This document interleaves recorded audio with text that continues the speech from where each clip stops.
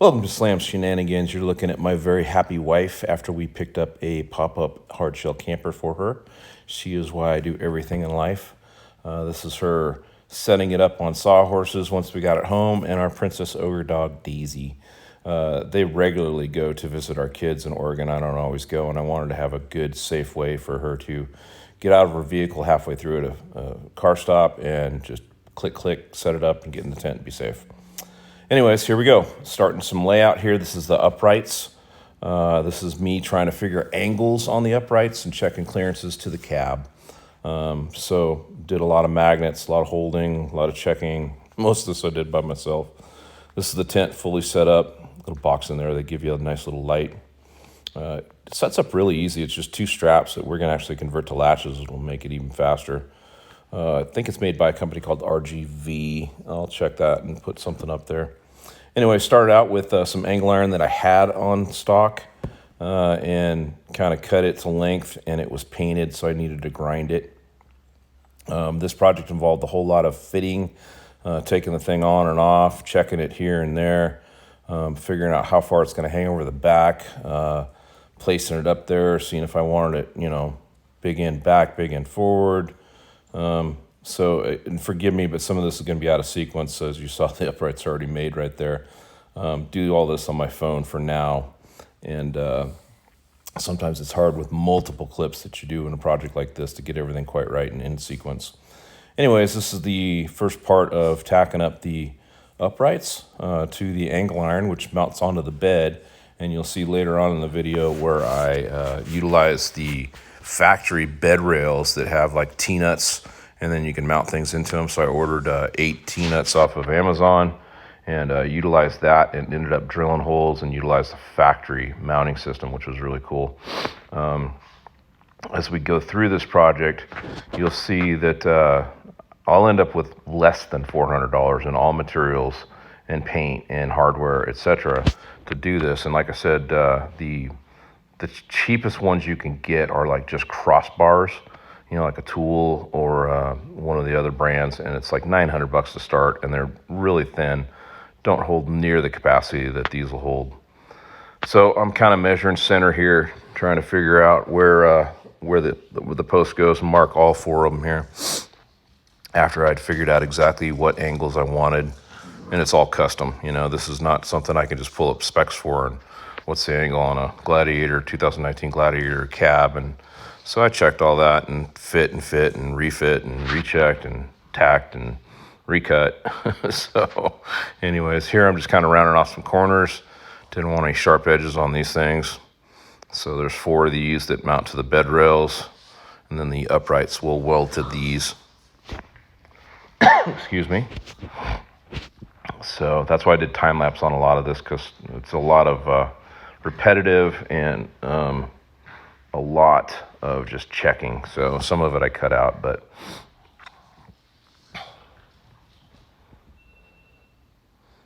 and again, here's an apology. This was the first set of brackets that I only had. I had like 11 inches or something, so I figured I'd try it, and I was grinding paint off with a flap disc, and I ended up, and it was really thick and heavy, and because this is heavy material, I didn't want to try and add that much weight, so I actually created 4 of them before the final version that you saw, which is the first clip. And again, it's my fault out of sequence. Oh, also between this, we ended up putting some new wheels and tires on our Jeep, so that was a before and after right there. We went from 33 Wild Peaks with some kind of disco wheels on them to some black basic and 35s. We went with the Cooper Evolutions, used to be the STT Pros. So after I had figured out all the angles and figured the cross bar length, this is me tacking and welding the 2 crossbars. So once I get this thing made, you'll see it, and it kind of got me, as I was fabricating it, the long length is actually the cross bed length. It's not the front to back length. So when you see this, just kind of keep that in mind in the future. So here I'm just kind of finish out welding all these things inside my shop. Got some big timbers. They're drying for a very large picnic table that I've been commissioned to make. So I do woodworking and metalworking. This metalworking is just for me and my wife, basically. So here's the initial thought on how I was going to have the bars laid out. And you'll see that'll kind of progress as we go. Using my cold metal cutoff saw. I love that thing. Absolutely phenomenal after using years and years and years as a younger man doing the abrasive cutoff saw. That thing is incredible. Steel is cold to the touch for the most part. You'll see me using the level here. That was a bad idea, as I found out later, because I'm like, oh no, the thing's not level. I just got to do the measurements. That's where I'm readjusting here. And just using measurements so it's in line with the bed, not level per se. So this was me. Again, this is out of sequence. Darn, sorry guys. This was one of the test fits where I was trying to make sure that the uprights were square and plumb to where I could get the actual measurement that I needed for those crossbars, which you saw me trying to fit up here in the previous clip.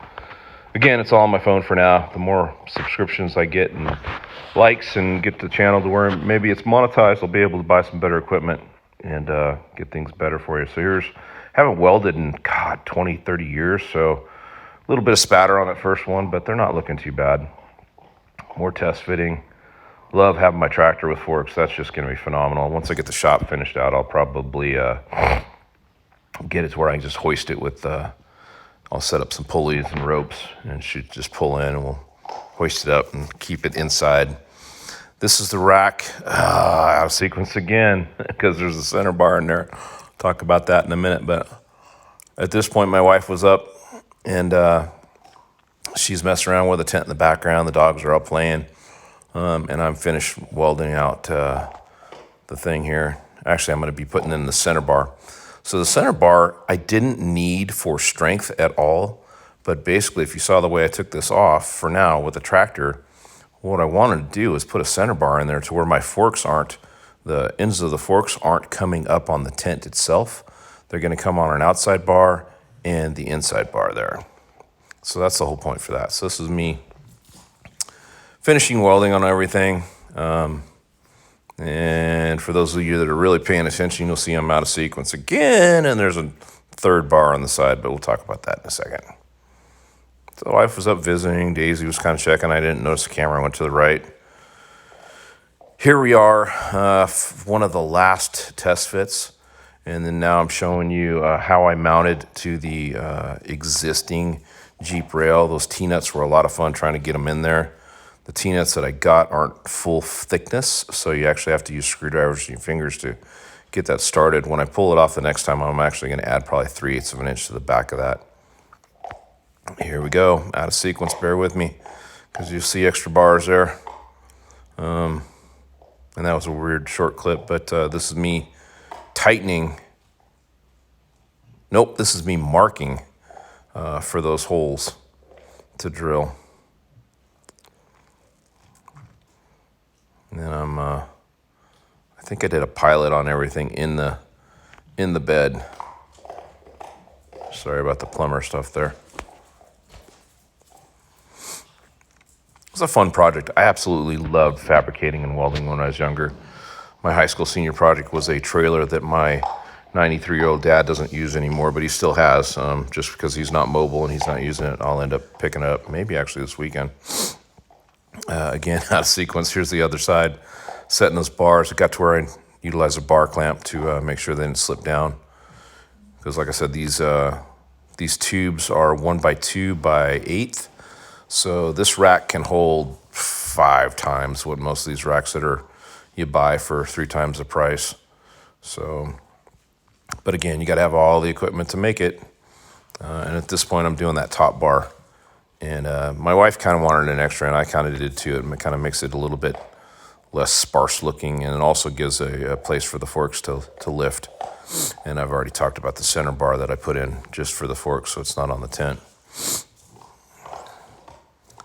And pretty much, let's see if I did. Yep, put the weld blanket up. Don't want her brand new nice, well, it's not brand new, but very, very nice Gladiator. Don't want any sparks on it, so just tacking it up, and then I end up taking it all apart. And as you saw, I already welded it up in previous clips, so out of sequence, but hey, do what I can on my phone.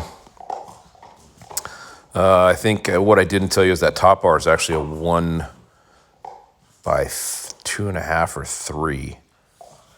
Or these are 1 by 1.5, and the other one's, the top one's 1 by 2. I had to get some additional steel. I didn't have quite enough, and actually the steel was supposed to be for a to make a welding cart out of a existing, brand new, but existing toolbox that you've seen in the background there with my new MIG unit that I used to weld most of this with, which I actually had to have some troubleshooting and some initial problems with it. I got a 15-foot whip, and it caused some issues with wire size and kind of bunching up in the liner.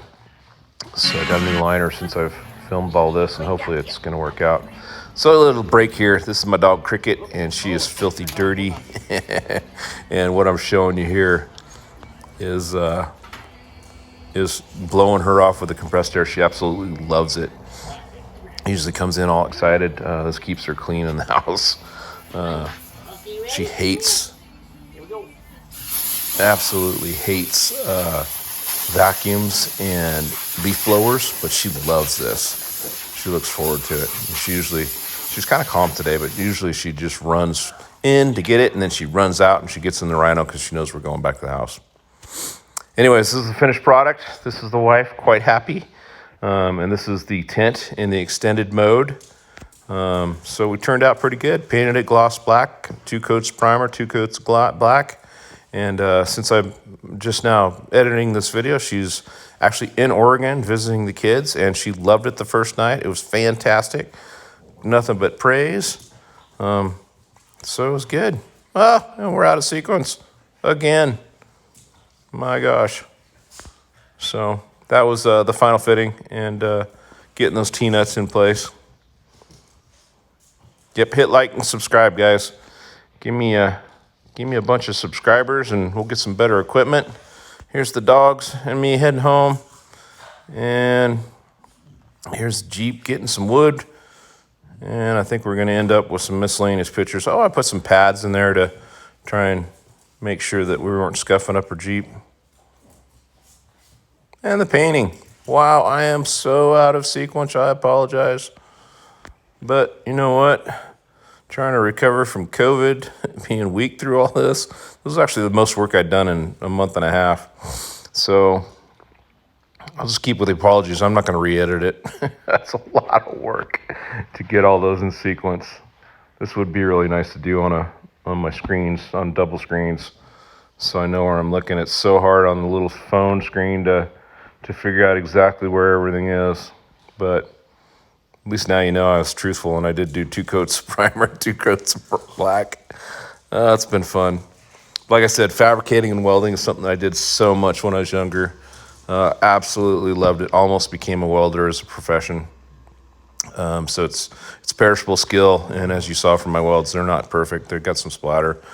All right, so last out of sequence here. This is the finished grinding, basically, and I think I actually pulled the welder out for one little refill. But yeah, we finished grinding and the touch-up welding here. Just looking at everything 4 or 5 times to make sure I didn't miss anything, which I did. And then grinding with flap disc on a couple different grades of sandpaper. And finished her up. This is my wife's first day at work, where she actually ate lunch and that. And here's the finished product. So thanks for watching. Hit that like and subscribe button, and we'll see you again.